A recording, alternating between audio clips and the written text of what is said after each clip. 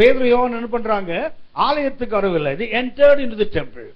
பிரவேசிக்கிற அந்த பேதுரு யோவானையும் பார்த்தான். சொன்னான், அவன் பார்த்தான், ஏதாகிலும் கிடைக்குமா? மூன்றாவதாக 4ஆம் வசனம், 3ஆம் அதிகாரம் அப்போஸ்தலர் 3:1 என்ன? ஜெபிக்கிறவர்கள், ஒழுங்கான ஜெப வாழ்க்கை. இரண்டாவது என்ன?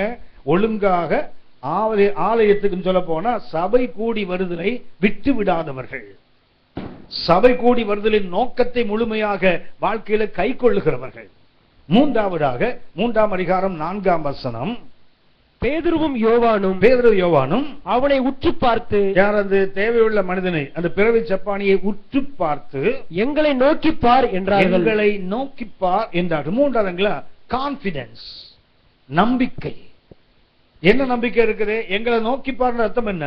அவனுக்கு ஒரு பெரிய நம்பிக்கை இருக்கிறது. இயேசுவை நோக்கி பார்த்தா என்ன கிடைக்குமோ அது எங்களை நோக்கி பார்த்தாலும் கிடைக்கும் என்ற அந்த கான்பிடன்ஸ் உங்களுக்கு எனக்கு வேண்டும். நான் எப்போதுமே சொல்லுவேன், ஒரு தேவை உள்ள ஒருத்தர் உங்கள்கிட்ட வந்தா இங்க போ அங்க போன்னு அனுப்பாதீங்க. வாயா ஜெபம் பண்ண, முழங்கால் போட்டு நீங்க ஜெபம் பண்ணுங்க. உங்களை விட வல்லமையான ஒரு ஊழியக்காரர் உலகத்து வேற யாரும் இல்லை, நீங்க தான். கவனித்துக் கொள்ளுங்கள், இந்த மகிமையை வேற யாருக்கும் கொடுக்காதீங்க. நீங்க இவர்கிட்ட போ, அவர்கிட்ட போ, அங்க போ, இங்க போ, தயவு செய்து சொல்லாதீங்க. தேவன் உங்கள் மேல உள்ள நம்பிக்கையில தான் உங்கள்ட்ட ஆள் அனுப்புறாரு. இன்னொருத்த அனுப்புறதுக்காக கர்த்தர் உங்கள்ட்ட ஆள் அனுப்பல. உங்கள் மூலமாக அவங்க வாழ்க்கையில ஒரு மாற்றத்தை கர்த்தர் கொண்டு வர விரும்புகிறார். நம்ம எல்லாரும் தெரிந்தது தானே, இயேசு செய்த கிரியைகளை காட்டிலும் அதிகமாக செய்கின்ற ஒரு வாய்ப்பு உங்களுக்கும் எனக்கும் சபைக்கு இருக்கிறது. ஆமென். யோவான் 14:12 உங்களுக்கு தெரியுமே. யோவான் 14:12, யோவான் 14ஆம் அதிகாரம் 12ஆம் வசனம். மெய்யாகவே மெய்யாகவே நான் உங்களுக்கு சொல்லுகிறேன், மெய்யாகவே மெய்யாகவே நான் உங்களுக்கு சொல்லுகிறேன், நான் என் பிதாவினிடத்திற்கு போகிறபடியினால் என்னை விசுவாசிக்கிறவன் நான் செய்கிற கிரியைகளை தானும் செய்வான், இவைகளை பார்க்கிலும் பெரிய கிரியைகளையும் செய்வான். தேவனுடைய கவனித்துக்கள், இந்த பரலோகத்தின் மேன்மை என்னவென்றால், நம்ம ஆண்டவர் இயேசுவினுடைய தன்மை என்னவென்றால், அவரை போல அல்ல அவருடைய பிள்ளைகள் அவரை பார்க்கிலும் மேலான கிரியைகள் செய்யணும். அதுதான் தேவனுடைய எதிர்பார்ப்பு. உங்கள் தேவன் இன்னைக்கு என்ன எதிர்பார்க்கிறார்? சபையில் கர்த்தர் எதிர்பார்ப்பது என்ன? இயேசு செய்த கிரியைகளே அல்ல. கவனித்துக் கொள்ளுங்கள், இயேசுனால கட்சி போட்டு யாரும் சுகமாகல. ஆனா பரிசுத்த பேதுரு பவுலோட கட்சி போட்டா சுகமானாங்க. இயேசு பெல்ட் போட்டு யாரும் சுகமாகல, பரிசுத்த பவுலோட அந்த கட்சிகளை போட்டு சுகமானாங்க. இயேசுவின் நிழல் பட்டு யாரும் சுகமாகல, பரிசுத்த பேதுரு நிழல் பட்டு சுகமானார்கள். இயேசு சொன்னது, என்னை விட பெரிய காரியங்கள் என்றால் நீங்கள் அறிந்திருப்பீர்கள். விக்கில்ஸ்வர்த் ஒரு தேவ மனிதன் இங்கிலாந்து நாட்டில் இருந்தார். அவருக்கு பேரே அப்போஸ்தலர் ஆஃப் ஃபெய்த், விசுவாசத்தின் அப்போஸ்தலர் என்று பெயர். நம்ம ஆண்டவர் இயேசு 3 பேரை அவர் உயிரோடு வாழ்ந்தபோது உயிரோடு எழுப்பினார். இந்த விக்கில்ஸ்வர்த் 23 பேரை உயிரோடு எழுப்பியிருக்கிறார். இது வேதம் என்பது ஏற்று சுரைக்காய் அல்ல, இது கறிக்கு உடவாத ஒன்று அல்ல, நடைமுறைப்படுத்தக்கூடிய ஒன்றுதான். நாம என்ன பண்ணலன்னா அந்த இடத்துக்கு வரல, நாம அவ்வளவுதான். வரம் பெற்றவர்கள் நிறைய போஸ்டர் போடுறாங்கல்ல, போஸ்டர் பார்த்து வரம் பெற்றவன் போடுறாங்களே. கவனித்துக் கொள்ளுங்கள், சபைக்குள்ள இருக்க ஒவ்வொருவரும் வரம் பெற்றவர்கள் தான். அப்படிதான் எபேசியர் 4ஆம் அதிகாரம் 7ஆம் வசனம் வாசிங்க. எபேசியர் 4ஆம் அதிகாரம் 7ஆம் வசனம். கிறிஸ்துவினுடைய ஈவின் அளவுக்கு தக்கதாக நம்மில் அவனவனுக்கு கிருபை அளிக்கப்பட்டிருக்கிறது. அளிக்கப்படலாம், அளிக்கப்படும் என்று சொல்லல. இட் இஸ் ஆல்ரெடி கிவன், அளிக்கப்பட்டிருக்கிறது. இதை நாம் எப்ப ஏற்றுக்கொள்றோமோ, எப்போ நாம் அதை உண்மை என்று நம்புகிறோமோ, அன்றைக்கு நம்ம வாழ்க்கையில கிரியைகள் செய்ய ஆரம்பிக்கும், கிரியைகள் நடக்கும். ஆகவே ஒன்றை நீங்கள் புரிந்து கொள்ள வேண்டும். பவுல் சொல்றாரு பிலிப்பியர் 4:13, என்னை பலப்படுத்துகிற கிறிஸ்துவினாலே I can do all things. அதுக்கு அர்த்தம் என்ன? செய்ய முடியாத ஒண்ணுமே இல்லை, அதான் அதுக்கு அர்த்தம். மார்க் 10:27 வாசிங்க. மார்க் 10ஆம் அதிகாரம் 27ஆம் வசனம். மார்க் 10ஆம் அதிகாரம் 27ஆம் வசனம். சீக்கிரம். இயேசு அவர்களை பார்த்து, மனுஷனால் இது கூடாததான், தேவனால் இது கூடாததல்ல, தேவனாலே எல்லாம் கூடும் என்றார். நம்ம ஆண்டவர் என்ன சொன்னாரு? மனுஷனால் இது கூடாது. எது கூடாது? நம்ம இன்னைக்கு எல்லா சுவிசேஷ கூட்டத்திலையும் கூட்டம் பண்றோம். மனுஷனால் கூடாதது, தேவனால் பாட்டெல்லாம் பாடுறோம்ல, அப்படிதானே? பாட்டு பாடுவோம்ல, மனுஷனால் கூடாதது தேவனால் பாடுறோம்ல.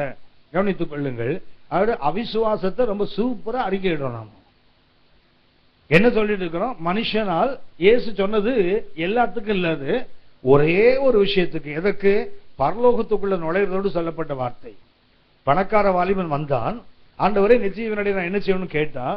இயேசு சொன்னார். அவனால என்ன செய்ய முடியறதுக்கு? கை கொள்ள முடியல, துக்கத்தோடு போயிட்டான். சீஷர்கள் கேட்டாங்க. அப்ப இயேசு அவர்கிட்ட சொன்னார், ஐஸ்வர்யான் பரலோகத்துக்கு வருவது எப்படிப்பட்டது? ஊசியின் காதுல ஒட்டகம் நுழைவது போல. அப்போ கேட்டாங்க, அப்படின்னா யார் தான் பரலோகத்துக்கு வருவாங்க?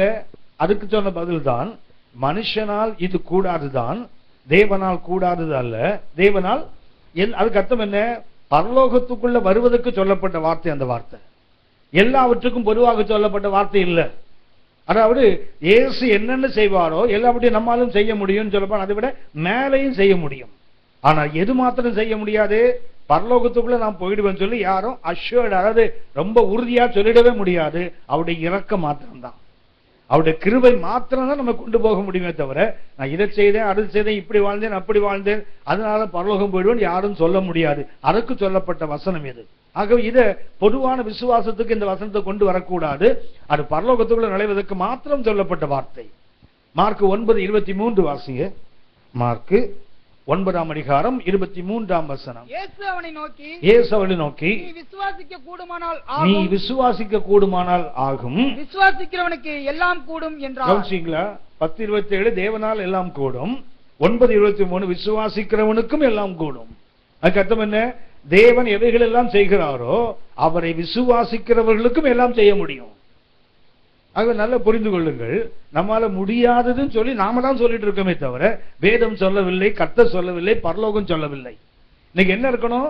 we must be confident. இயேசுவை நோக்கி பார்த்தா உனக்கு என்ன கிடைக்குமோ அதை என்ன நோக்கி பார்த்தாலும் உனக்கு கிடைக்கும் என்ற அந்த நம்பிக்கை உள்ளவர்கள் யாரோ அவங்க தான் சொல்ல முடியும், அடுத்த லெவலுக்கு போக முடியும். மூன்றாவது ஒன்று ஒழுங்கான ஜெப வாழ்க்கை. இரண்டாவதாக தேவனுடைய ஆலயத்துக்கு வந்தால் அவருடைய மகிமையை பார்த்து செல்கிறவர்கள். மூன்றாவதாக அவர்களுக்கு தேவன் கொடுத்த அந்த வார்த்தையின் மேல அளவிட முடியாத ஒரு நம்பிக்கை. நான் உங்களுக்கு சுட்டி காட்டுகிறேன்.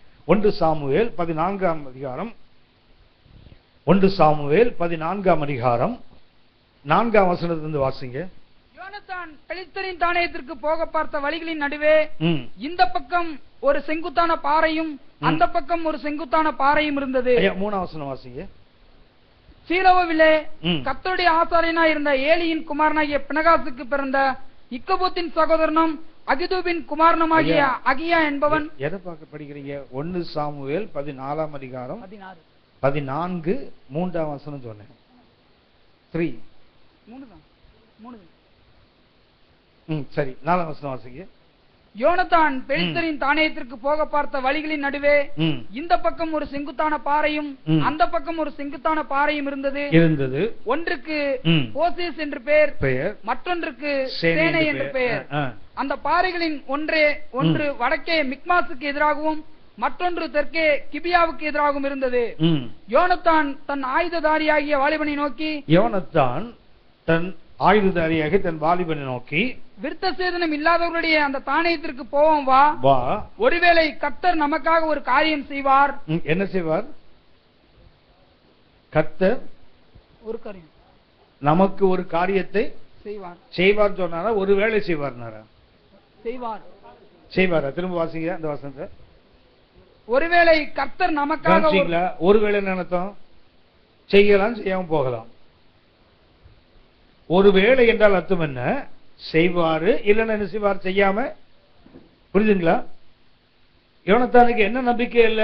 கண்டிப்பா கர்த்தர் செய்வார் நம்பிக்கை இல்ல.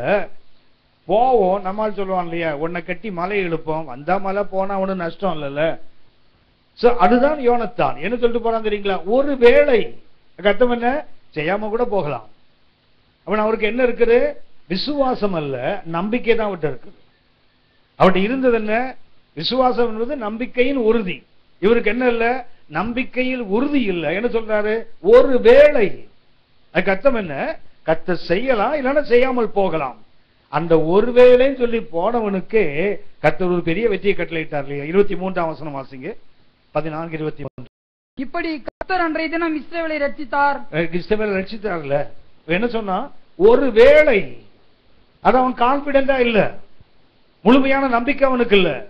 போவோம், பார்ப்போம், ஒருவேளை கர்த்தர் என்ன செய்யக்கூடும், நமக்கு ஒரு காரியத்தை செய்யக்கூடும் தான் சொன்னா, அந்த ஒரு வேளைக்கே இவ்வளவு செய்தாரு. உறுதிப்பாடு உங்களுக்கு எனக்கு இருந்தா கர்த்தர் எதையும் செய்வார். அவன் என்ன சொன்னா தெரியுங்களா, ஒரு வேளை தான், ஒரு சான்ஸ், ஒரு சந்தர்ப்பத்தை பார்க்கிறான். Playing a game of chance என்று சொல்வார்கள். சும்மா ட்ரை பண்ணி பார்ப்போமே, போனா 2 பேரும் சாவோம், இல்லைன்னா இஸ்ரவேலுக்கு ஒரு வெற்றி கிடைக்கட்டுமே.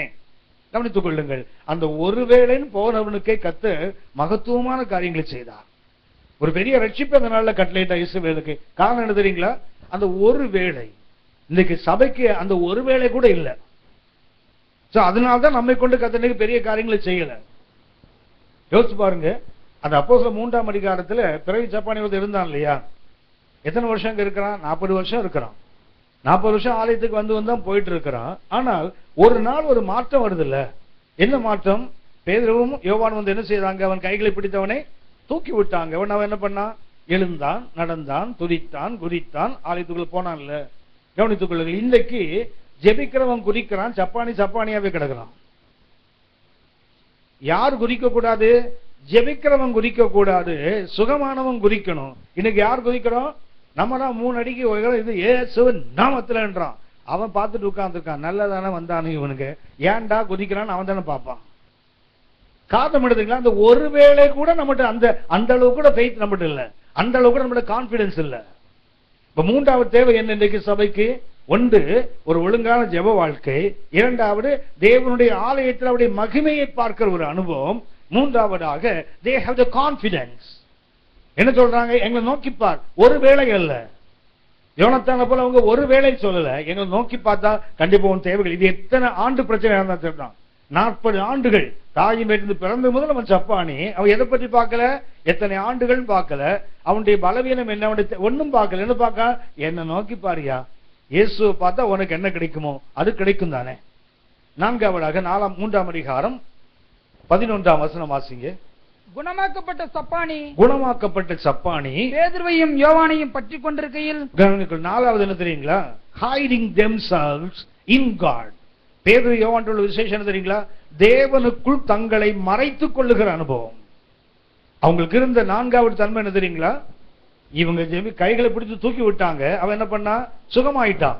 சுகமானவன் என்ன ஆகுது? மற்ற ஜனங்களை இவரை நோக்கி ஓடி வராங்க. ஓடி வரும்போது இவங்க என்ன பண்ணணும்?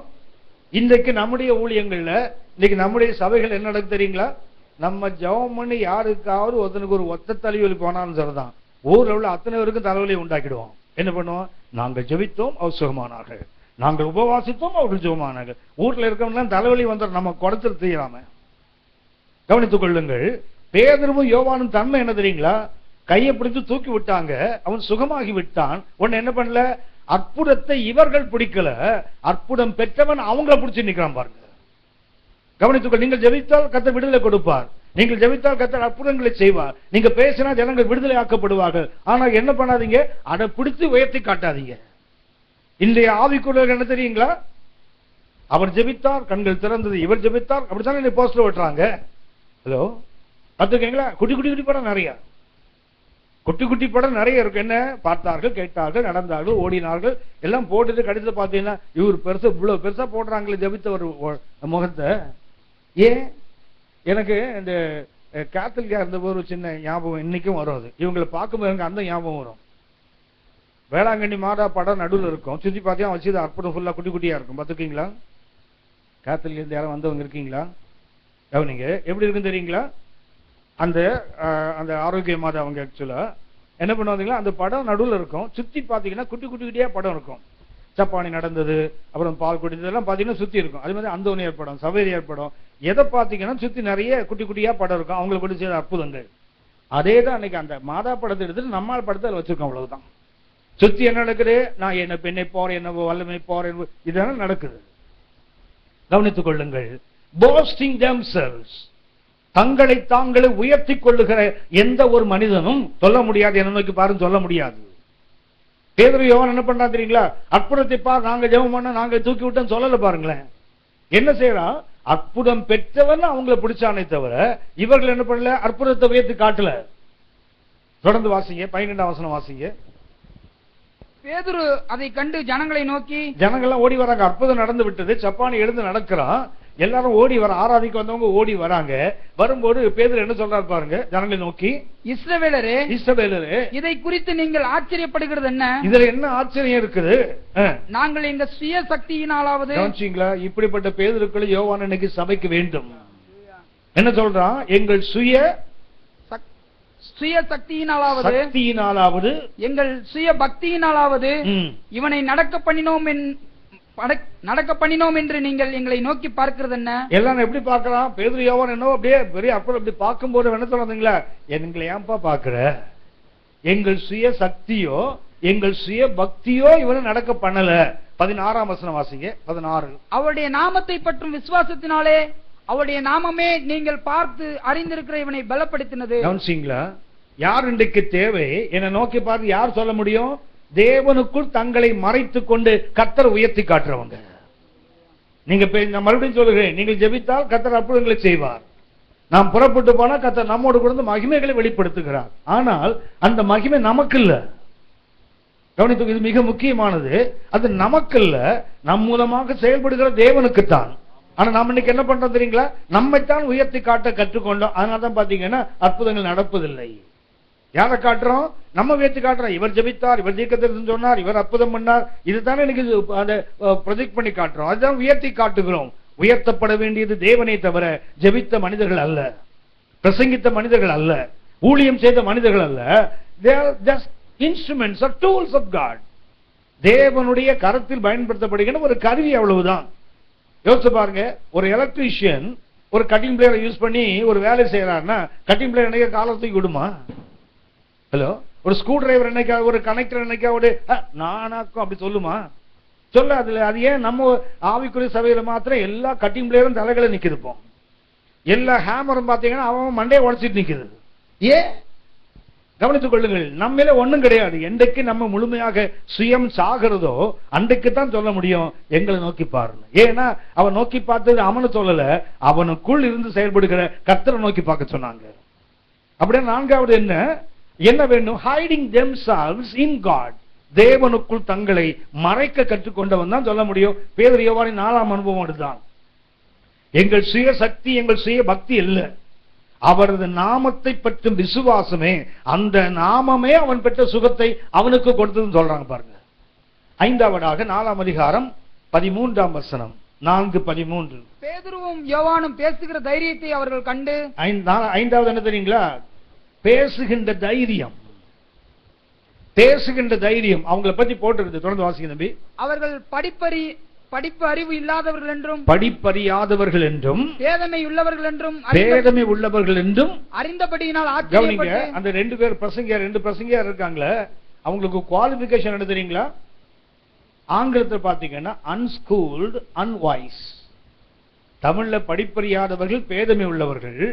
ஆனா ஆங்கிலம் என்ன சொல்லுங்களா? அன்ஸ்கூல்டு அர்த்தம் என்ன? மலைக்கு கூட பள்ளிக்கூட வராண்டால ஒழுங்காத ஆளுன்னு அர்த்தம். அடுத்தது என்ன? அன்வாய்ஸ், மண்டையிலையும் மசாலா கிடையாதுன்னு அர்த்தம். அந்த 2 பேருக்குள்ள குவாலிஃபிகேஷனை பாருங்களேன். அன்ஸ்கூல்டு அன்வாய்ஸ். என்ன இல்ல உங்களுக்கு? படிப்பறிவும் இல்ல. 2வது படிக்கலனாலும் பரவாயில்ல, இயல்பாக சிலருக்கு பார்த்தீங்கன்னா பிறவி மேதைகள் நிறைய பேர் இருந்திருக்காங்க. இவங்களுக்கு அதுவும் இல்ல. ஆனால் இவங்களுக்கு என்ன இருந்தது? They have the courage to preach.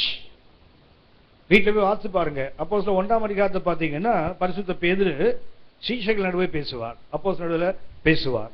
2ஆம் அதிகாரத்தில் பார்த்தீங்கன்னா 19 விதமான மொழி பேசுகின்ற யூதர்கள் பெந்தெகோஸ்தே பண்டிகை வந்தபோது என்ன பண்றாங்க? அவங்கள்ட்ட பேசுவார். 3ஆம் அதிகாரத்தை எடுத்துட்டீங்கன்னா அந்த அற்புதம் நடந்த போது ஆலயத்தில் ஆராதிக்க வந்த யூதர்களுக்கு பேசுவார். 4ஆம் அதிகாரத்தை பார்த்தீங்கன்னா சபை தலைவர்களுக்கு பேசுவார். 5ஆம் அதிகாரத்தை பார்த்தீங்கன்னா தேச தலைவர்களுக்கு பேசுவார். 10ஆம் அதிகாரத்தை பார்த்தீங்கன்னா கொர்நேலியு வீட்டில் பேசுகிறார். இந்த 6 இடத்துல பரிசுத்த பேதுரு பேசுகிறார். இந்த 6 வட்டங்கள், ஒன்று என்ன? சீஷர் வட்டம். அடுத்தது எல்லா நாடுகளில் வந்து யூதர்கள் வட்டம். 3ஆவதாக ஆராதிக்க வந்த யூதர்களுக்கு. 4ஆவதாக சபை தலைவர்களுக்கு. 5வது நாட்டை ஆளுகின்றவர்களுக்கு. 6வது யாருக்கு பேசுவார் தெரியுங்களா? இத்தாலி பட்டாளத்தான் ஆகிய அந்த கொர்நேலியு வீட்டில் பேசுகிறார். அப்படின்னா எல்லா வட்டங்களிலும் பரிசுத்த பேதுரு பயன்படுத்தப்படுகிறார். சீஷன்ல ஆரம்பித்து புறவினத்து மக்கள் வரைக்கும் எல்லா இடங்களிலும் பேசுகிறார். ஆனா அவருக்கு படிப்பறிவும் இல்ல. அடுத்தது பேதமை உள்ளவர்கள். அப்படியான இன்னைக்கு பேச நீங்க நாளைக்கு தயங்குறோம்ல, பேச முடியாது, நமக்கு பேச வராதுன்னு சொல்றது தெரியுங்களா? இல்ல, உன் மண்டையில ஒண்ணு இல்லைங்கிறதுனால இல்ல. நமக்கு என்ன இல்ல, கொச்சே நம்ம சொன்னா கொலா உரப்பு இல்ல சொல்லுவோம் தெரியுங்களா, உரப்பு இல்லைன்னு தெரியுங்களா? அது மாதிரி இன்னைக்கு என்ன இல்ல, ஆவிக்குரிய உலகத்துக்கு பேசாம இருப்பதற்கு காரணம் நிறைய கண்டுபிடிக்கிறோம். ஆனா கவனித்துக் கொள்ளுங்கள், பேசுவதற்கு என்ன வேண்டும்? தைரியம் மாத்திரம் தான் வேணும். ஏன்னா கர்த்தர் உங்களுக்குள்ள கிருபைகளை வைத்திருக்கிறார், கர்த்தர் உங்களுக்குள்ள வசனத்தை வைத்திருக்கிறார். நல்லா கவனித்து பாருங்க. நீங்க ப்ரிப்பேர் பண்ணவே வேண்டாம். யாராவது ஒரு ஹிந்து சகோதரன் இல்ல ஒரு கிறிஸ்தவன், அந்த கிறிஸ்தவன் வாழாதவர்கள் யாரோ ஒருத்தர் ஆண்டவரை பற்றி அவங்கள்ட்ட சொல்ல ஆரம்பிச்சு பாருங்க, உங்களுக்கு தெரியாதெல்லாம் உங்க வாயிலிருந்து வந்துட்டே இருக்கும். நீங்க உங்களுக்கு ஆச்சரியம் வந்துடும், எனக்கா எவ்வளவு தெரியுது, என் மூலமா போகுது, ஆச்சரியப்படுவீர்கள். ஏன் தெரியுங்களா? நம்ம ட்ரை பண்ணவே இல்லை, நமக்குள்ள எல்லாம் இருக்குது. கர்த்தர் நமக்குள்ள வைத்துத்தான் நம்மை உருவாக்கி இருக்கார். இல்லாதவர்கள் என்று ஒருத்தர் கூட ஆவிக்குறது கிடையாது, எல்லாமே உள்ளவர்கள் தான். நம்ம என்ன பண்றத பயிற்சி செய்யல, நாம இதை எடுத்து என்ன பண்ணல, பயன்படுத்தவில்லை. என்ன ஆகும் தெரியுங்களா? எந்த ஒரு ஃபேக்கல்டி என்று சொல்வார்கள், எந்த ஒரு உறுப்பா இருக்கட்டும் இல்ல எந்த ஒரு திறமையாக இருக்கட்டும், பயன்படுத்தாவிட்டால் அது பயனிட்டே போயிடும். கை இருக்கு இல்லையா, வலது கை தானே, இந்த கையை என்ன பண்ணுங்க, சும்மா அப்படி கட்டி வச்சு, நல்லா தான் இருக்கிற கையை சும்மா ஒரு 6 மாசம் அப்படி கையை கட்டி வச்சிருங்க, அதுக்கப்புறம் எடுத்து பாருங்க கை பயனிட்டு போயிடும். ஹலோ, புரியுதா உங்களுக்கு? நல்லா இருக்கிற கையை ஒரு 6 மாசம் அப்படி கட்டி வச்சுட்டு கையை பயன்படுத்தாம இருந்து பாருங்க, கை செயலிட்டு போயிடும். நான் சொல்றேன் என்ன, நான் பிசிக்ஸ் மேஜர் தான் சரியா.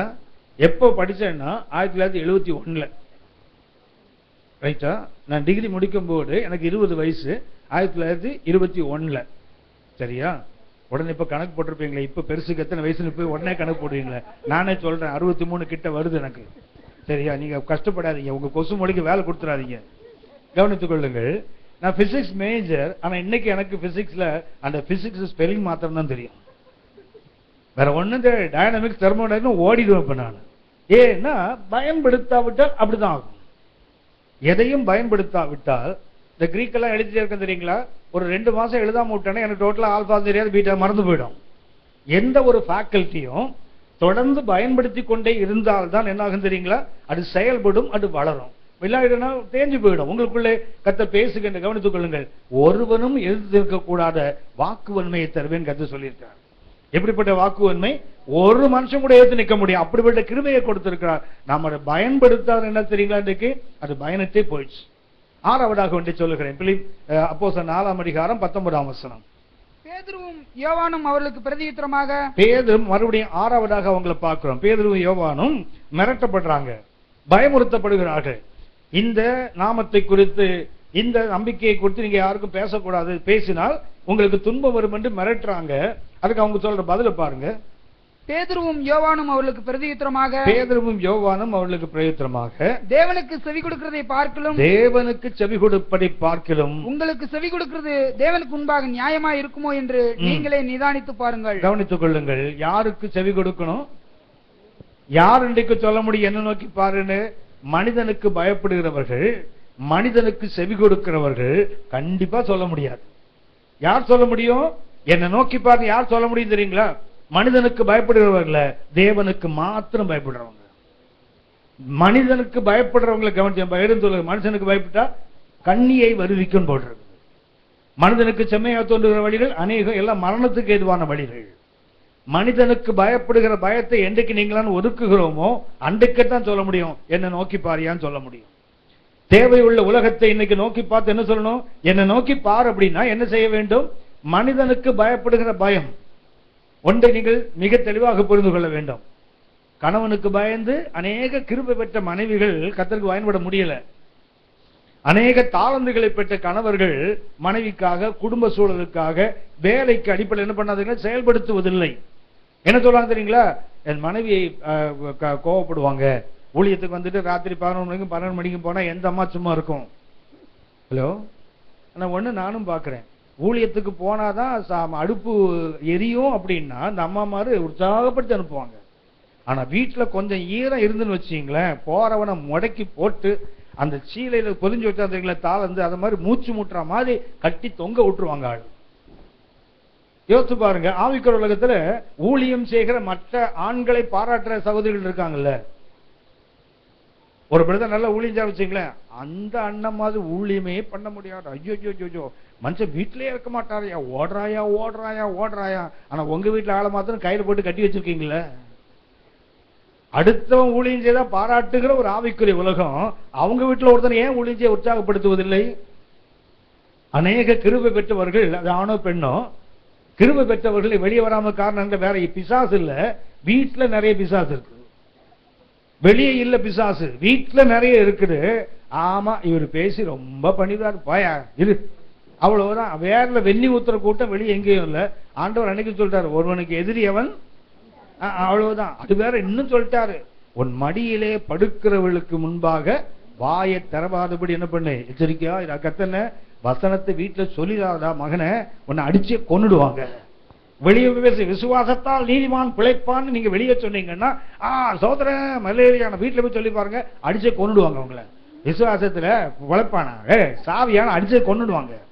விசுவாச நீதிமான் சாவான்னு அவர் பைபிள் இருக்கும். அடுத்தவனுக்கு நீதிமான் பிழைப்பான்னா இவருக்கு எப்படி இருக்கு, நீதிமான் விசுவாசத்தால சாவான் இருக்கும். கவனித்துக் கொள்ளுங்கள். இன்றைக்கு என்கரேஜ் பண்ணாததுனால, உற்சாகப்படுத்தாதனால, நான் என்ன சொல்லுவேன்னா, நீங்க உற்சாகப்படுத்தவே வேண்டாம். இருக்கிற காத்தை திறந்து விடாம, அந்த பலூன் பாத்தீங்களா, காத்து போன என்ன ஆகும், புஸ்குன்னு போற மாதிரி நீங்க ஒன்னும் பண்ணாம இருந்தாலே போதும், அவங்க கத்திரிக்கை ஏதாவது ஒண்ணு செய்துடுவாங்க. நல்ல கவனித்துக் கொள்ளுங்கள். மனுஷனுக்கு பயப்படுறதா தேவனுக்கு பயப்படுவதா? அவன் சொன்னான், மனுஷனுக்கு பயந்தா என்ன பண்ணுவேன், நான் தேவனை பற்றி சொல்ல முடியாது. ஆனா தேவனுக்கு பயந்தா நீ எனக்கு என்ன செய்தாலும் நான் பயப்பட மாட்டேன். 20ஆம் வசனம் வாசிங்க. அப்போஸ்தலர் 4:20. நாங்கள் கண்டவைகளையும் கேட்டவைகளையும் பேசாமல் இருக்க கூடாது என்றார்கள். கவனிச்சீங்களா? என்ன செய்ய முடியாது? நான் பார்த்திருக்கிறேனே, நான் கேட்டிருக்கிறேனே, நான் எப்படியா சும்மா இருக்க முடியும்? கவனித்துக் கொள்ளுங்கள். அடிப்பியா, கொன்னுடுவியா, எது வேணா பண்ணு, ஆனா நான் பார்த்திருக்கிறேனே, நான் கேட்டிருக்கிறேனே, நான் எப்படி செய்யாமல் இருக்க முடியும்? கவனித்துக்க. தமிழர் எப்படி இருக்குது, ஆங்கிலத்துல we cannot but tell. அந்த அப்போஸ்தலர் 4:20 எப்படி இருக்கு தெரியுங்களா? we cannot but tell. பேசாம இருக்க முடியாதியா, நீ என்ன வேணா பண்ணிக்க வேண, நான் என்ன செய்வேன், பேசித்தான் ஆவேன். அப்படின்னா இன்னைக்கு யார் சொல்ல முடியும் எங்களை நோக்கி பாரு? யார் மனிதனுக்கு பயப்படாம கர்த்தருக்கு மாத்திரம் பயப்படுறாங்க? கவனித்துக் கொள்ளுங்கள். நீங்க கர்த்தருக்கு உண்மையா பயந்தீங்கன்னா, பயப்பட வேண்டிய மனுஷனுக்கு நீங்க பயப்படுவீங்க, பயப்படக்கூடாதவனுக்கு பயப்பட மாட்டீங்க. அதுக்காக மனுஷனுக்கு பயப்படக்கூடாது சொல்லி டிராபிக் போலீஸ்காரர் ஸ்டாப் வச்சு நிற்பாரு. மனிதன் எனக்கு என்ன செய்வான்னு போனீங்கன்னா கதை கந்தல் ஆயிடும். சரியா? அப்படி போயிடக்கூடாது. ஆவிக்குரிய நிறைய ஆவிக்குரிய கோமாளிகள் நிறைய இருக்காங்க. உங்களுக்கு தெரியுமான்னு எனக்கு தெரியல. நிறைய விசுவாசிகள், நிறைய ஆவிக்குரியத்தை உள்ளவங்க இன்னைக்கு வரைக்கும் பாத்தீங்கன்னா அவங்க ஓட்டுற வண்டிக்கு இன்சூரன்ஸ் இருக்காது. ஹலோ, நிறைய பேருக்கு லைசன்ஸ் கிடையாது, நிறைய பேருக்கு ஆர்சி புக்கே இருக்காது. ஏன்னா அது அவங்கள சொல்லியும் குறை இல்லை. நம்மால ஊழியத்துக்கு கொடுக்கறது எப்ப கொடுப்பானா, 25 வருஷம் ஓட்டி இதுக்கப்புறம் பேர் சம்பளத்துக்கு கொடுத்தா கூட எடுக்க மாட்டான். அந்த வண்டி தானே ஐயா ஊழியத்துக்கு கத்த கொடுக்க சொன்னா தலையில கட்டுவான். இதுக்கு போய் அவன் இன்சூரன்ஸ் எடுப்பான், இதுக்கு போய் எதுக்கு லைசன்ஸ் என்னத்துக்கு, இதுக்கு இடத்துக்கு ரோட் டாக்ஸ், அப்படித்தானே போயிடுவான் ஆளு. ஒரு முறை ஆந்திரா பார்டர்ல ஒரு மீட்டிங் நடத்தணும், ஒரு 3 நாள் செமினார். அதுக்காக நான் நோட்ஸ் எல்லாம் ப்ரிப்பேர் பண்ணி டைப் பண்ணிட்டேன், கம்ப்யூட்டர் டைப் பண்ணியாச்சு. ஜெராக்ஸ் எடுக்கணும், நிறைய வேணும். அதுக்காக ஒரு இடத்துக்கு நான் போனேன். வீட்டுல இருந்து என் வண்டி எடுத்துட்டு புறப்படும் போது ஒரு தம்பி என்னோட அந்த ஊழியத்துக்கு வருவார். மதியத்துக்கு மேல போனோம், காலையில நான் புறப்படுறேன் இந்த ஜெராக்ஸ் எடுக்கிறதுக்கு. அவர் வண்டியில வந்து இறங்கினாரு. அது என்ன பண்ண, அண்ணா எங்க போறீங்கன்னாரு. ஜெராக்ஸ் எடுக்க போறேன்ப்பா. எங்க போறீங்க? அப்படியாண்ணே, என் வண்டியில வாங்க, நான் கூப்பிட்டு போறேன். நான் சொன்னேன், இல்லப்பா உன் வேலையை பாரு, என் வண்டியில நான் போய்க்கிறேன். என்னண்ணே ஊழியத்துக்கு உதவி செய்யலாம் விட மாட்டீங்க போல இருக்குது. அவர் ரொம்ப உரிமையா சொன்ன உடனே சரின்னு நினைப்ப வண்டி பின்னாடி ஏறி உட்கார்ந்துட்டு கொஞ்ச தூரம் போன உடனே எனக்கு திடீர்னு ஏன் கொசு மூலையில ஒண்ணு தட்டுச்சு. அவன்கிட்ட கேட்டேன், லைசன்ஸ் இருக்கா வண்டி உனக்கு கேட்டேன். அவன் என்ன ஒரு மாதிரி அற்ப புழு பாக்குற மாதிரி திரும்பி பார்த்தான். அப்படி என்ன போய் இந்த கேள்வி கேட்பியான்னு.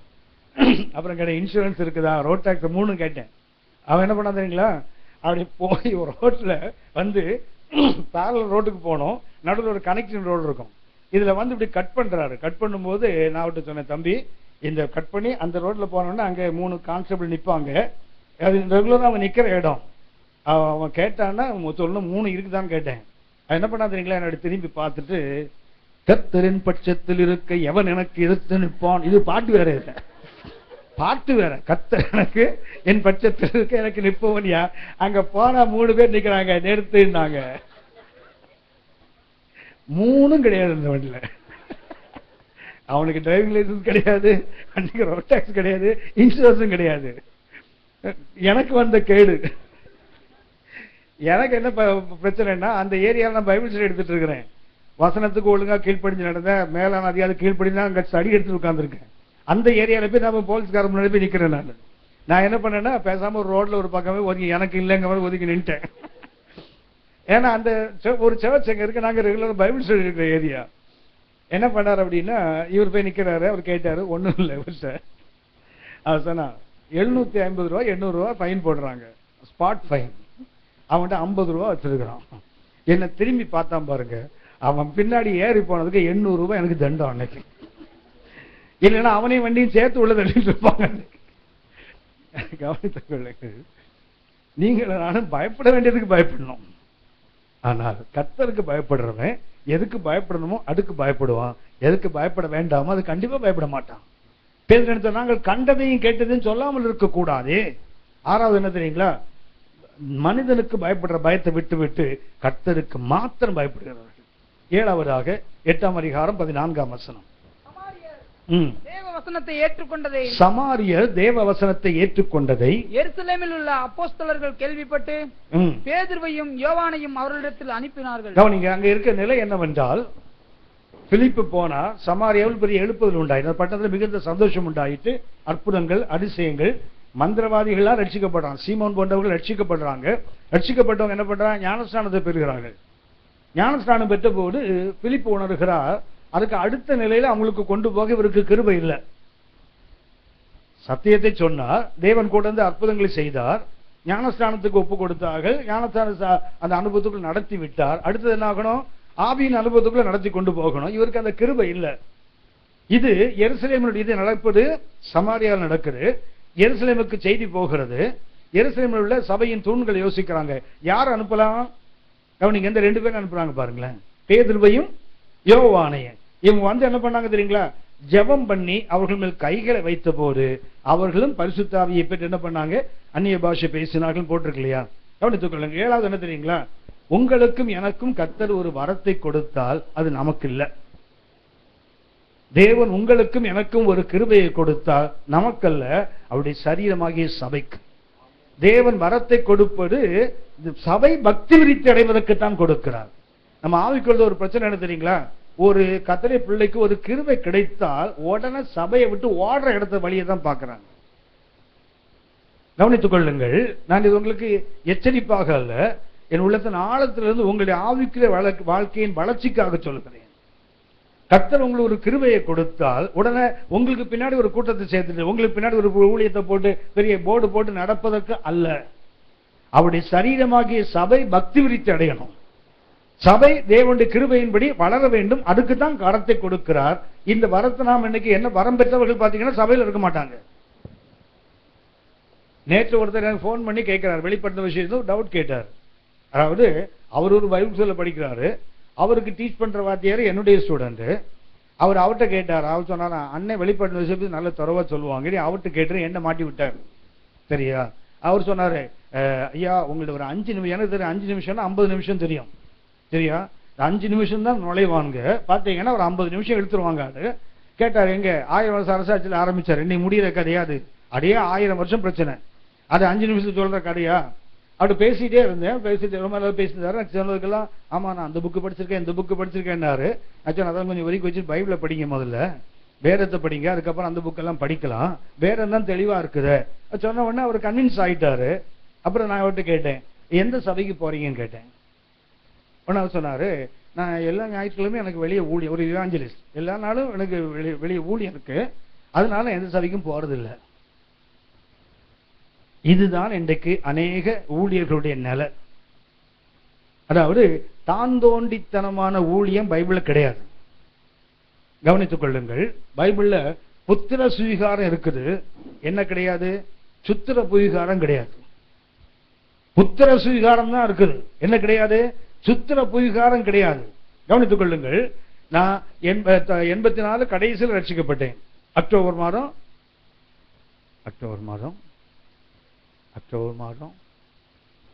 30ஆம் தேதி தான் நான் ரட்சிக்கப்பட்டேன். என்னுடைய மகள் இறந்தது அக்டோபர் 28, 84 அக்டோபர் 28. அக்டோபர் 30ஆம் தேதி உங்களுக்கு தெரியும் நினைக்கிறேன், இந்திரா காந்தி அம்மா சுடப்பட்ட நாள். ஹலோ, 1984 அக்டோபர் 30 தான் அந்த அம்மா சுடப்பட்ட நாள். எனக்கு ஏன் அது மறக்காதுன்னா, என் பொண்ணுக்கு பேரு ஏஞ்சல் ஷீஃபா காந்தி தான் பேர் வச்சிருந்தோம். ஏன்னா இந்திரா காந்தி எனக்கு ரொம்ப பிடிக்கும், அதனால அவர் பேர் வச்சிருந்தோம். அந்த பொண்ணு சேர்த்து 2 நாள் இந்த அம்மாவும் செத்துட்டாங்க பாருங்களேன். அதனால மறக்கவே மறக்காது. கவனித்துக் கொள்ளுங்கள். அண்டையிலிருந்து இன்றைக்கு வரைக்கும் நான் ஒரே சபையில விசுவாசியா இருக்கிறேன். இதை சொல்றதுல எனக்கு எப்போதுமே கஷ்டமே கிடையாது. ஏனென்றால் என்னுடைய ஊழியம் வேற, ஆனா எனக்குன்னு ஒரு சபை வேணும். நான் அது ஊழியக்காட்டு நேற்று சொன்னேன், நீங்க எங்க வேணா ஊழியத்துக்கு போங்க, ஆனா உங்களுக்குன்னு ஒரு சபை இருக்கணும். உங்க ஆத்மாவுக்கு உத்தரவாதம் கொடுக்கிற ஊழியக்காரர் இருக்கணும். கவனித்துக் கொள்ளுங்கள். நான் உலகத்தை எந்த மூலையில் ஊழியம் பண்ணாலும் எனக்காக ஜெபிப்பதற்கு ஒரு சபை இருக்கு. என் ஆத்மாவுக்கு உத்தரவாதம் கொடுக்கிற ஒரு மேய்ப்பன் இருக்கிறார். சொல்ல அகஸ்ட் இன்னைக்கு இங்க இருக்கிறாரு சபையில, சண்டே சர்வீஸ்ல அந்த பிரேயர் ரிக்வெஸ்ட் சொல்லி ஜெபம் பண்ணுவாங்க. அகஸ்ட் இன்னும் 2-3 ஊழியர்களின் சபையில் இருக்கிறோம், எல்லாருடைய பேரையும் சொல்லி ஜெபம் பண்ணுவாங்க, சபையாக ஜெபிப்பார்கள். எவ்வளவு பெரிய பின்பறம் தெரியுங்களா? அது எதிரி என்னை தொடாமல் இருப்பதற்கு முக்கியமான காரணம், எனக்காக ஜெபிக்க ஒரு ஆவிக்குரிய சபை இருக்கேன் பின்னாடி. என்ன ஆகும் தெரியுங்களா? எங்க வேணா சுத்தி திரிவேன்னு சொன்னா எனக்கு ஒரு பெரிய பாதுகாப்பை நான் இழக்கிறேன். தேவன் கொடுத்த கிருபைகள் தேவனுடைய ராஜ்யத்துக்கு பயன்பட வேண்டும், ஆனா அதே நேரத்தில் நாம் இழந்து விடக்கூடாது இல்லையா?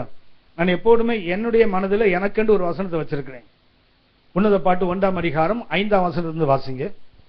உன்னத பாட்டு 1ஆம் அதிகாரம் 5 முதல் 7 வரை வாசிங்க.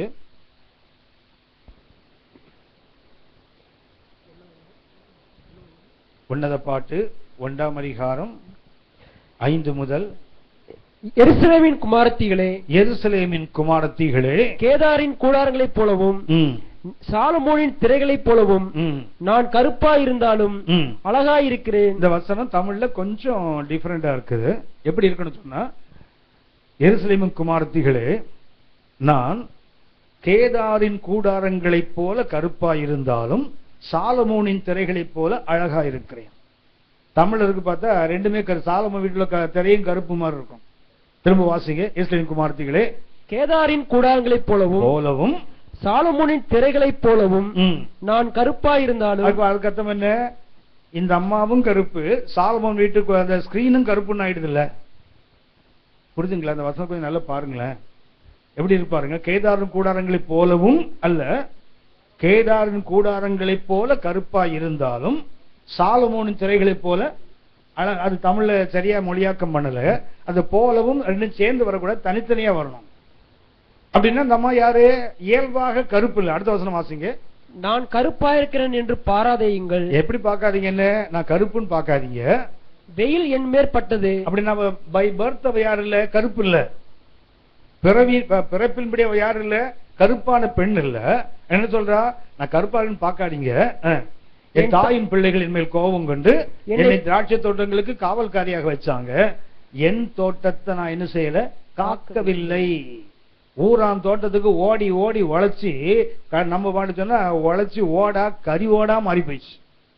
ஆனா என்ன ஆச்சுன்னா, அவ தோட்டத்தை காக்கல. ஊழியம் பண்றேன்னு சபையா ஓடி கழித்து உன் ஆத்மாவை இழந்துட்டா என்ன பிரயோஜனம்? அதான ஆண்டு சொன்னார், உலகம் முழுவதும் நீ ஆதாயப்படுத்தலாம், உன் ஜீவனை நஷ்டப்படுத்தினால். கவனித்துக் கொள்ளுங்கள். 7வது என்ன தெரியுங்களா? தேவன் உங்களுக்கும் எனக்கும் கிருபைகளை கொடுத்தால் அது நமக்கு இல்ல, நம் மூலமாக பிறருக்கு. We are just a channel of blessing. நீங்கள் நானும் ஒரு வாய்க்கால் தான். இதுக்கு ஆசீர்வாதத்தின் வாய்க்காலை தவிர நமக்கல்ல அந்த ஆசீர்வாதம். நம்ம வழியா மற்றவங்களுக்கு கடந்து போகணும். இந்த ஆவிக்குரிய வரங்களை பற்றி ஒரு வசனத்தை ஆழமாக புரிந்து கொள்ளுங்கள். 1 பேதுரு 4ஆம் அதிகாரம் 10ஆம் வசனம். 1 Peter chapter 4 and verse 10. அவனவன் பெற்ற வரத்தின்படியே நீங்கள் தேவனுடைய பற்பல கிருபையுள்ள ஈவுகளை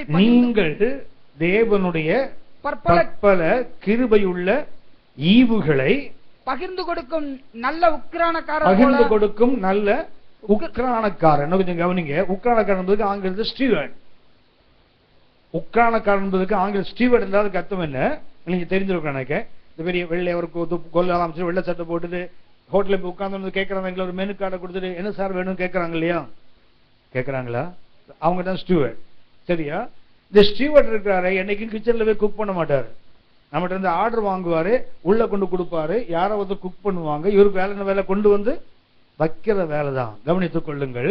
வரங்களை கர்த்தர் யாருக்கு ஒப்பிடுகிறார்? உங்களை என்ன யாருக்கு? ஒரு ஸ்டீவர்ட், நல்ல உக்ரானக்காரன். அதுக்கு அர்த்தம் என்ன? நம்முடையதல்ல வரம். somebody is cooking in the kitchen. I am taking the order and placing the order only into the kitchen. என்ன பண்றேன்னா, சாப்பிட வந்தவங்க இட்லி வேணுமா, தோசை வேணுமா, பொங்கல் வேணுமா கேட்டு என்ன பண்றேன்? உள்ள கொண்டு கொடுக்கிறேனே தவிர நான் உட்கார்ந்து செய்யறது இல்ல. மாறாக ஒருத்தர் செய்யறாரு, இவர் கேட்கிறாரு, நான் யார் நடுவில்? இதை எடுத்துக்கொண்டு அவர் கொடுக்கிற வேலை தான். வரங்கள் தேவனுடையது, தேவை மக்களுடையது. நீங்கள் நான் யாரு? இங்க வாங்கி அங்க கொடுக்கறதா நம்ம வேலை. ஆமென் சொல்லுங்க. இதுல நமக்கு உரிமை பாராட்ட நமக்கு ஒண்ணும் கிடையாது. we are not the owners of the gifts. நீங்கள் நானும் வரத்திற்கு சொந்தக்காரர்கள் அல்ல. நாம் யாரு? காவல்காரர்கள். வாங்கி எடுத்துக்கொண்டு கொடுக்கிற வேலை நம்ம வேலை. நாம் அதை குக் பண்ணல, இல்ல நாம் அதுக்கு சொந்த காரணம் இல்ல. யாரோ ஒருவன் செய்கிறான், சாப்பிடுறது யாரோ ஒருத்தன். ஏன் வேலை? என்ன வேலை? இதை எடுத்துக்கொண்டு போய் அவனுக்கு பரிமாறுவதுதான். வரத்தை பற்றி என்ன தெரியணும்? அங்க தமிழ்ல போட்டிருக்குது, அவனவன் பெற்ற வரத்தின்படியே தேவன் கொடுத்த பற்பல கிருபை உள்ள ஈவுகளின் போட்டு தெரியுங்களா? பற்பல கிருபை உள்ள ஈவுக்கு ஆங்கிலத்தை பார்த்தீங்கன்னா many-fold grace of God. அந்த பற்பல கிருபை உள்ள ஈவு இருக்கு தெரியுங்களா? அதுக்கு அர்த்தம் என்ன? many-fold என்றால் அலை அலையாக வருகின்ற ஈவுகள் அர்த்தம். அந்த வரத்தை கர்த்தர் எதுக்கு ஒப்பிடுறா தெரியுங்களா? கடல்ல வருதுங்களா அலைகள், many-fold. கவனித்துக் கொள்ளுங்கள். கடல் அலை அங்கிருந்து உருவாகி என்ன பண்ணுது? அலை அலையா வருது இல்லையா? வந்து கரையில மோதிட்டு கரையில் நின்றுமா? மறுபடியும் எங்க போயிடும்? எங்க புறப்பட்டு அங்க போயிடும் இல்லையா? அதைத்தான் கர்த்தர் சொல்லுகிறார். அவற்றிலிருந்து வரம் வருது, நம்ம மூலமா என்ன பண்ணுது? அலை அலையாக அடுத்தவனுக்கு போகுது, மறுபடியும் நம்மகிட்ட வராது, அவர்கிட்ட போயிடும். ஆமென், ஆமென். அதனால நமக்கு இது தீர்க்கதரிசி வரம் பெற்றவர், விசேஷித்த வரம் பெற்றவர், வேத பண்டிதர், இதெல்லாம் குப்பை. இது நமக்கு இல்லை, இது அவருடையது. we are the stewards. நாம் யாரு? வெறும் உக்ரானக்காரன் தானே தவிர நமக்கு சொந்தம் அல்ல. பட்டா போட்டவனு கர்த்தர் நமக்கு கொடுக்கல. 1 அதிகாரம் வீட்டுல வாசிச்சு பாருங்க. அவனுடைய பிரயோஜனத்துக்கு தக்கதாக கர்த்தர் பகிர்ந்து கொடுக்கிறார். நீங்க எழுந்த கர்த்தருக்காக போனீங்கன்னா அந்த இடத்துல உங்களுக்கு கொண்டு என்ன அங்க என்ன தேவை இருக்குதோ அதுவாக கர்த்தர் உங்களை பயன்படுத்துவார். தீர்க்கதரிசனம் சொல்ல வைப்பார், ஒரு அற்புதங்களை செய்ய வைப்பார், ஒரு குணமாக்குதலை கொடுப்பார், ஞானத்தை போதிப்பார், அறிவை உணர்த்துவார். ஆவி இது எதுன்னு சொன்னா ஒருத்தருக்கு அவ்வளத்தையும் கொடுக்கறது இல்ல. எழுந்து போனால் அந்த இடத்துல என்ன தேவையோ அதை கர்த்தர் உங்களை கொண்டு நிறைவேற்ற, என்ன கொண்டு நிறைவேற்றுவார். இது நமக்கு இல்ல, மகிமை முழுதும் அவருக்கு தான். இந்த பரிசுத்த பேதுரு எப்படி இருந்தார் பாருங்களேன். நம்மில் அவனவன் பெற்ற வரத்தின்படியே தேவன் நமக்கு கொடுத்த பற்பல கிருபை உள்ள ஈவுகளை பகிர்ந்தளிக்கிற நல்ல உக்ரானக்காரனா நீங்கள் நான் இருக்க வேண்டும். அப்படி நமக்கு புரிந்து கொள்ள வேண்டிய என்ன தெரியுங்களா? கர்த்தர் நமக்கு கொடுத்த நமக்கு இல்ல. இந்த பேதுரு யோவானையும் பாருங்க, போனாங்க, என்ன செய்றாங்க? கைகளை வைத்தார்கள். அவன் மூலமாக அவர்கள் அபிஷேகத்தை பெற்றாங்கல்ல, ஆவியின் வரங்களை பெற்றாங்கல்ல. இன்னைக்கு யார் வேண்டுமென்றால் வரங்களை தனக்கென்று பார்த்து பூட்டிக் கொண்டிருக்கிறவர்கள் அல்ல, தங்களுக்கு சொந்தப்படுத்திக் கொண்டு எனக்கு மாத்திரம் சொல்லுகிறவர்கள் அல்ல.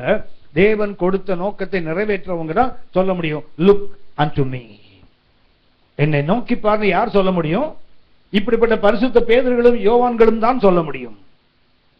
திரும்ப சொல்லுகிறேன், நீங்கள் நானும் வளர வேண்டும் சொல்ல போனா let us go on.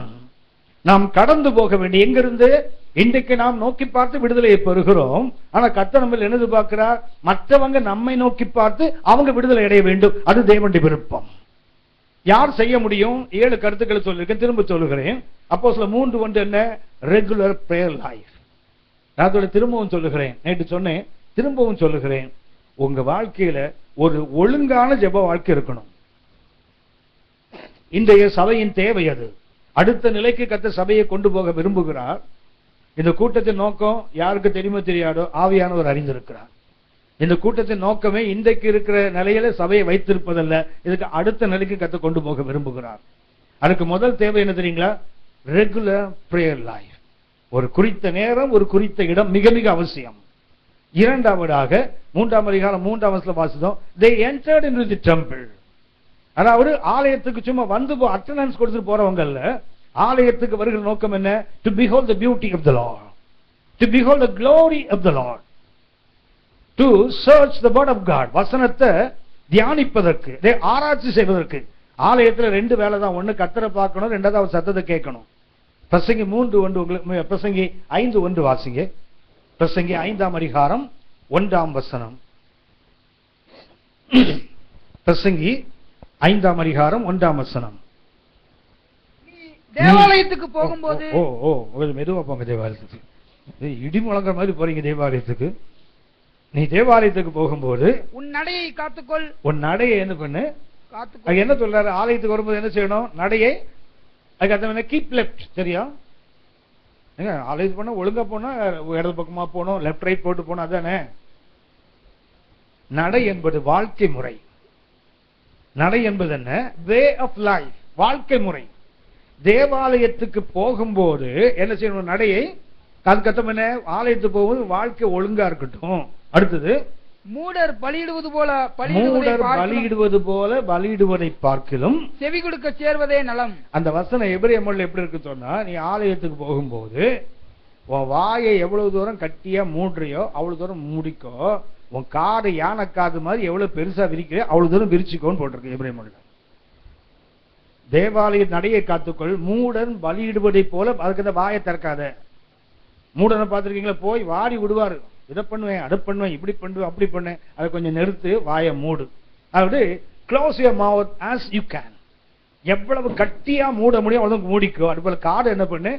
அதுக்கு அர்த்தம் என்ன? ஆலயத்துக்கு போனா நல்ல காடை திறந்து வசனத்தை கேளு, வாயை திறந்து குப்பையை கொட்டிட்டு வந்துடாதுன்னு அர்த்தம். சபைக்கு போனா என்ன செய்யணும்? வாயில் ஒரு பூட்டை வாங்கி மாட்டிட்டு போ. சபையில பேசுறதுக்கு போக கூடாது. சபையில எதுக்கு போகணும்? கேட்கறதுக்கு போ. அதுதான் அந்த வசனத்துக்கு அர்த்தம். கவனித்துக் கொள்ளுங்கள். ஆலயத்துக்கு வந்தா ஒன்று அவருடைய அழகை பார்க்கணும், ரெண்டாவது அவருடைய வசனத்தை கேட்கணும். நம்ம பேசுறதுக்கு சில சபைகளை பார்த்தீங்கன்னா ஆராதனை முடிஞ்சு 1.5 மணி நேரம் ஆனாலும் சபை விட்டு போகாது. கும்பல் பார்த்துருக்கீங்களா? இங்க ஒரு கும்பல், அங்க ஒரு கும்பல், இங்க ஒரு தீவு கூட்டம், இங்க ஒரு தீவு கூட்டம், பம்பு அங்கதான் ஆரம்பிக்கும். வேலை முடிஞ்சுதா அடுத்த நிமிஷம் வெளியே போனீங்கன்னா ரொம்ப நாள் இந்த சபையில் நீங்க இருப்பீங்க.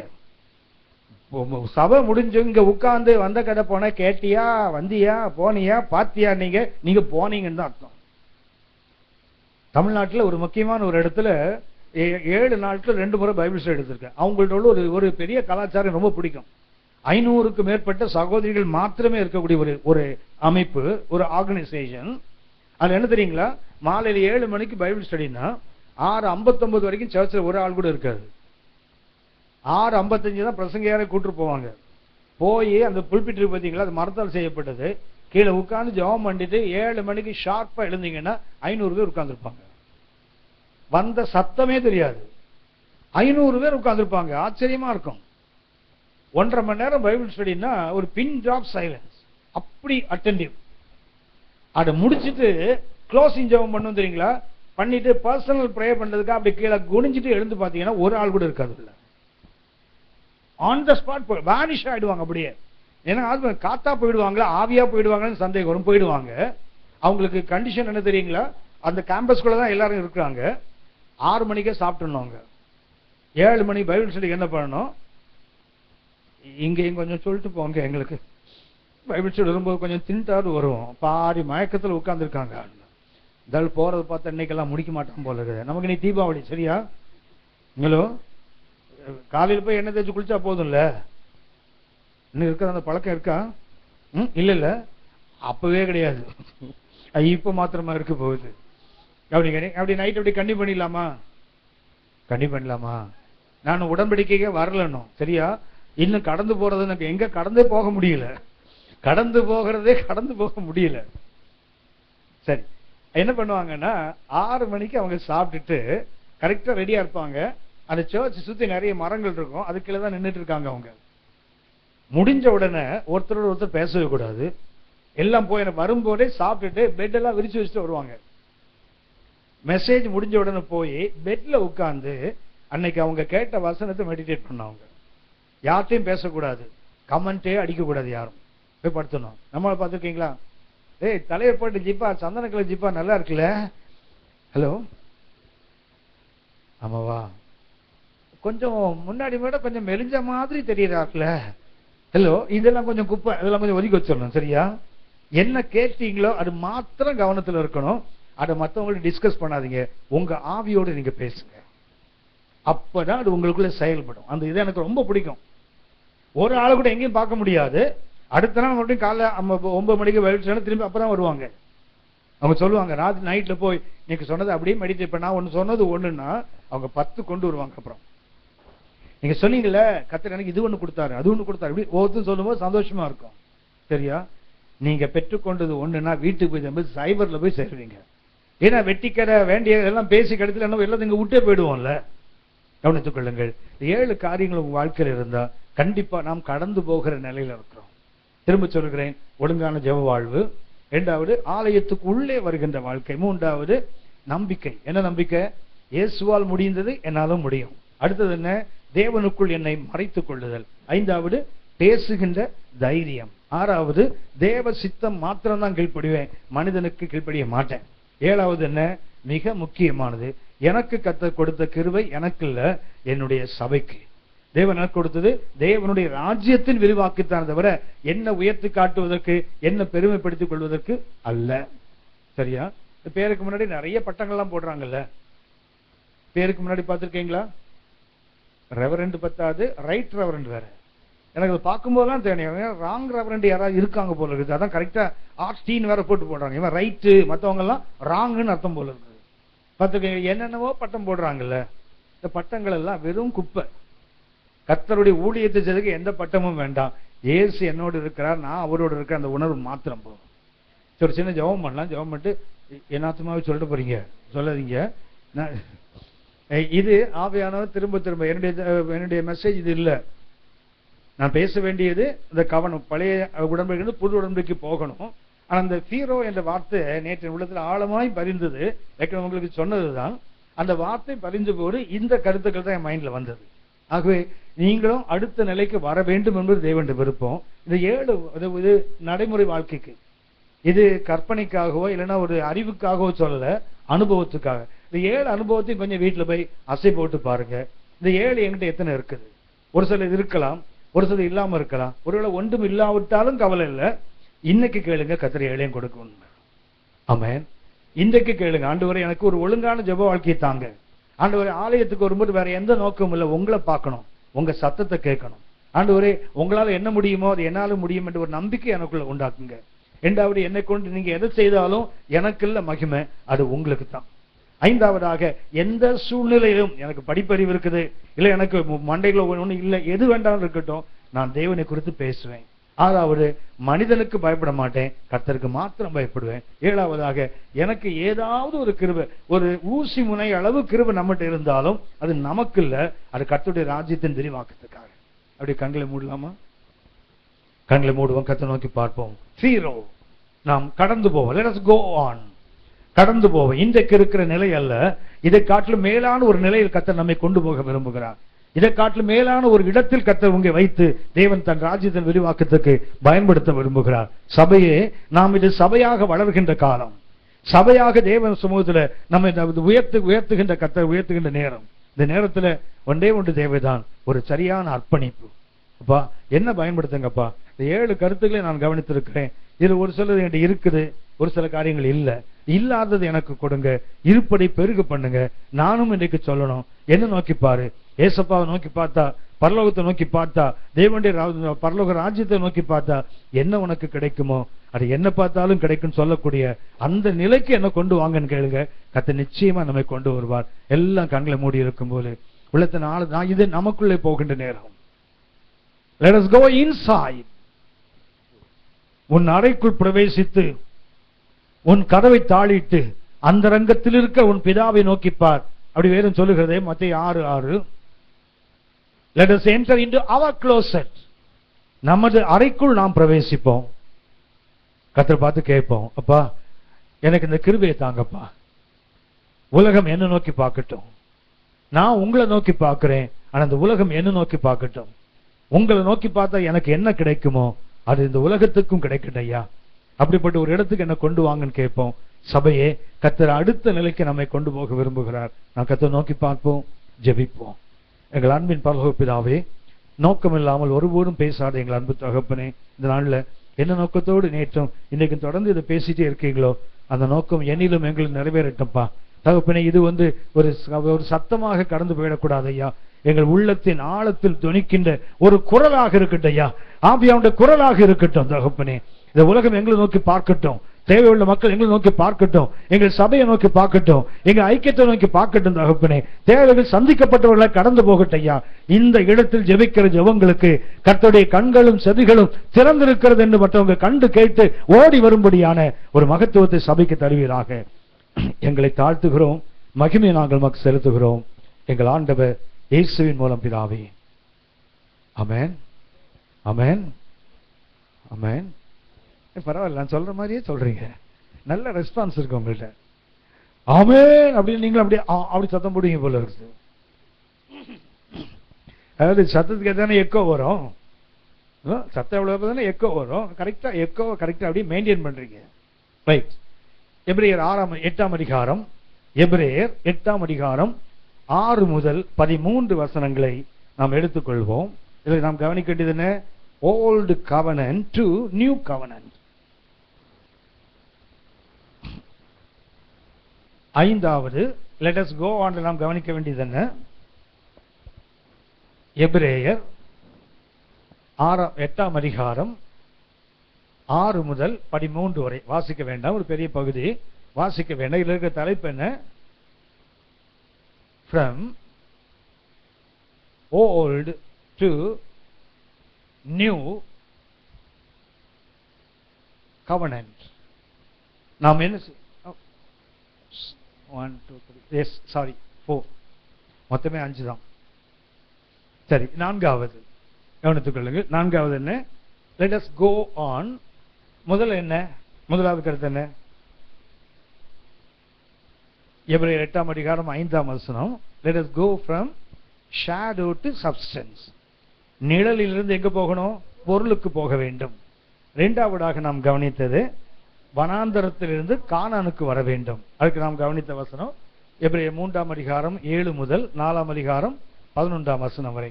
3வதாக ஆரோனுடைய அந்த ஆசாரிய முறைமையிலிருந்து மெல்கிசேதேக்கின் முறைக்கு வர வேண்டும். 4வதாக நாம் கவனிக்க வேண்டியது, நாம் என்ன செய்யணும்? பழைய உடன்படிக்கையிலிருந்து புதிய உடன்படிக்கைக்கு நீங்களும் நானும் கடந்து செல்ல வேண்டும். இதுக்கு அடிப்படையை எடுத்துக்கொண்டிருக்கிற வேத பகுதி எபிரேயர் 8ஆம் அதிகாரம் 6 முதல் 13 வரை. சரி, இதுல நாம் அந்த உடன்படிக்கை என்ற வார்த்தையை கொஞ்சம் கவனிப்போம். இந்த கவனன்ட் இருக்கு இல்லையா, இதுக்கு தமிழ்ல என்ன? உடன்படிக்கை. இந்த உடன்படிக்கைக்கு பயன்படுத்துகின்ற எபிரேய வார்த்தை பெரித்.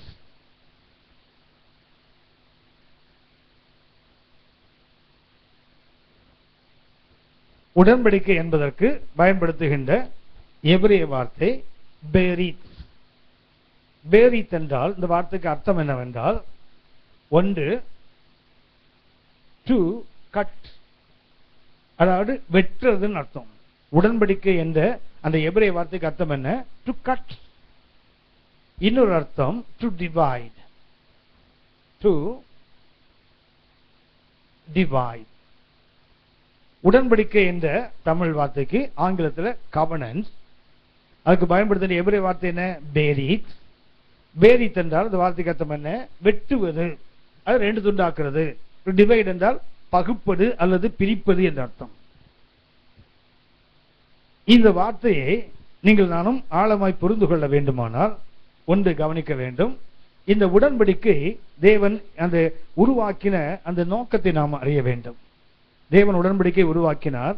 இந்த உடன்படிக்கையில் கற்றுக்கொள்ள மிக முக்கியமானது என்னன்னா, வழக்கமாக உடன்படிக்கை என்பதற்கு 2 விதமான உடன்படிக்கை பைபிள் இருக்குது. இது அழிச்சிடலாம்ல? அழிச்சிடலாமா? கவனிங்க. There are 2 kinds of treaty or covenant. பைபிள்ல 2 விதமான உடன்படிக்கைகள் இருக்குது.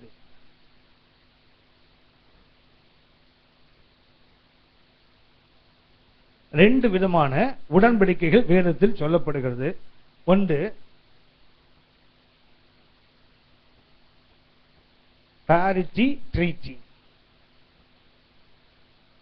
A அப்புறம் விளக்கி சொல்றேன். ஒன்று parity treaty, இன்னொன்று vassal treaty. இந்த உடன்படிக்கையை பற்றி நாம் அறிந்து கொள்ள வேண்டுமால் ஒன்று என்ன? parity என்றால் ரெண்டு சமமானவர்களுக்குள்ளே நடக்கின்ற உடன்படிக்கை, ஈக்குவல்ஸ். அது ரெண்டு சமமான பலம் உள்ள, ரெண்டு சமமான அந்தஸ்து உள்ளவர்கள், அவங்களுக்கு நடுவே நடக்கின்ற உடன்படிக்கை வேறு parity treaty. parity என்றால் ஆங்கில வார்த்தை, இதுக்கு அர்த்தம் என்ன சொன்னா சமமான இரண்டு பேருக்கு நடுவே செய்கின்ற உடன்படிக்கை. இந்த vassal treaty என்றால், vassal என்றால் ஒருவரை அண்டி பிழைக்கிறாங்க தெரியுங்களா, ஒருவரை நம்பி வாழ்றாங்க தெரியுங்களா, அவர்கள் செய்கின்ற உடன்படிக்கை. பைபிள்ல ரெண்டு விதமான உடன்படிக்கை. ஒன்று என்ன? ஈக்குவல்ஸ், அதாவது சமமானவர்கள். இது என்ன? அண்டி பிழைத்தல். வாசல் என்பதற்கு சரியான வார்த்தை அண்டி பிழைத்தல்.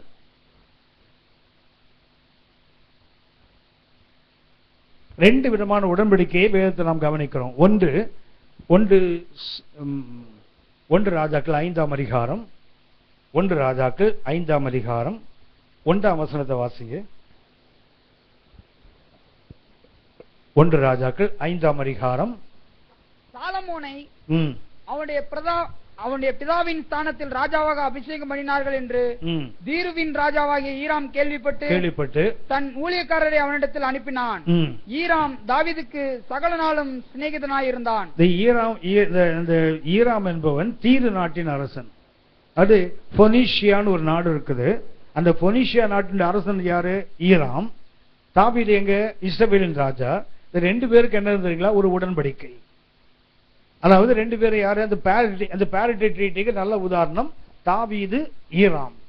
தாவீது இஸ்ரவேலின் ராஜா, ஈராம் என்பவன் தீரு நாட்டின் ராஜா, பொனிஷியா என்ற ஒரு நாட்டினுடைய அரசன். வேற வேற நாட்டை சார்ந்தவர்கள்.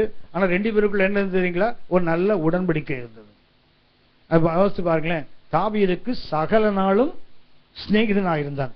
இந்த உடன்படிக்கை உள்ளவங்களை அந்த நாட்டில் என்ன சொல்லுவாங்கன்னா சகோதரர் என்று சொல்வார்கள். அந்த parity treaty இருந்தால் சமமான இருக்காங்களே, அவங்களுக்கு என்ன பேரு? பிரதர்ஸ். 1 நாளாகமும் 14ஆம் அதிகாரம் 1ஆம் வசனம் வாசிங்க. 1 நாளாகமும் 14:1. தீருவின் ராஜாவாகிய ஈராம் தாவீதினிடத்தில் ஸ்தானாதிபதிகளையும் அவனுக்கு ஒரு வீட்டை கட்டுகிறதற்கு கேதுரு மரங்களையும் தச்சரையும் கல் தச்சரையும் அனுப்பினான். கவனிச்சீங்களா? இந்த உடன்படிக்கை உள்ள தாவீதும் ஈராமும் என்ன பண்றான் தெரியுங்களா? ஒன்று சிநேகிதனா இருக்கான் சகல நாளும். ரெண்டாவது என்ன பண்றாங்க? அவர்கள் இப்ப தாவீதுக்கு வீடு கட்டணும். என்ன பண்றான்? அதற்கு ஸ்தானாபதிகளை கொடுக்கிறான், தச்சர்களை கொடுக்கிறான், மரத்தை கொடுக்கிறான், வீட்டை கட்டி கொடுத்துட்டான். இதுதான் இந்த உடன்படிக்கையுடைய தன்மை.